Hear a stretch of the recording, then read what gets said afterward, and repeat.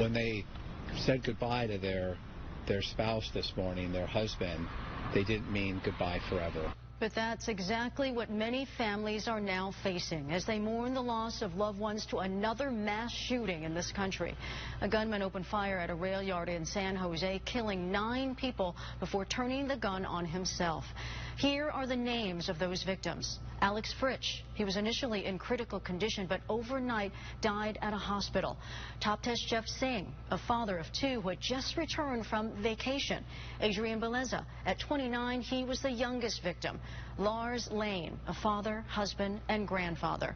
Paul de la Cruz Mejia, Jose de Jesus Hernandez, Timothy Michael Romo, Abdulwahab Alagmandan, and Michael Rudametkin. He was a longtime friend of a city council member who spoke about the agonizing wait before finding out Michael had been killed. Clearly, everybody wanted to hold on hope, but every minute that goes by, it becomes more challenging to do so.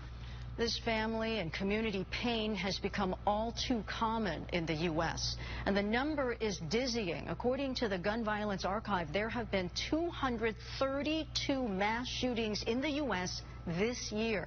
That includes the FedEx facility in Indianapolis, where 8 people were killed last month. Another 8 killed in Atlanta by a gunman who targeted 3 massage businesses. That was in March.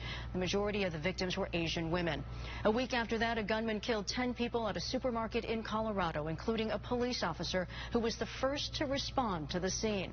And just to our north in Orange, another shooting killed 4 people, including a 9-year-old boy who died in his mother's arms as she tried to shield him. What the hell's going on in the United States of America? What the hell's wrong with us? Governor Newsom expressing the frustration so many are feeling. ABC 10 News reporter Marie Cornell joins us live from home. Marie, the governor and the president are saying enough is enough. Yeah, Virginia, the president is pushing for tougher gun restrictions, something he introduced last month, and now state leaders are joining him in a call for action. There's a sameness to this, and that numbness, I think, is something we're all feeling. What the hell's going on in the United States of America? What the hell's wrong with us? And when are we going to come to grips with this? When are we going to put down our arms, literally and figuratively? Last month, President Biden took the first steps in his plan to tackle gun violence, announcing half a dozen executive actions, which included asking the Justice Department to crack down on so-called ghost guns, which are firearms assembled with a 3D printer from parts purchased online. The president also called for investments in community violence intervention programs, encouraging states to adopt red flag laws, which allows police or family members to ask courts to temporarily remove guns from people in crisis.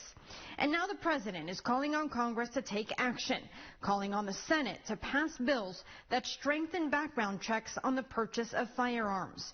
Those who don't agree with tougher gun restrictions say instead the focus should be placed on mental health.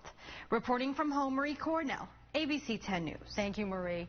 As we've mentioned, investigators say the gunman took his own life after the shooting, and here's what we know about him so far. Investigators have identified him as Samuel Cassidy, a longtime employee of the transit facility. Sources briefed on the investigation tell ABC News Cassidy had multiple weapons registered in his name. Authorities are searching through his home, trying to find evidence that could tell them what the motive was. Officials say they believe Cassidy set fire to his home before leaving. You can follow the latest in this investigation by going to our website, 10news.com.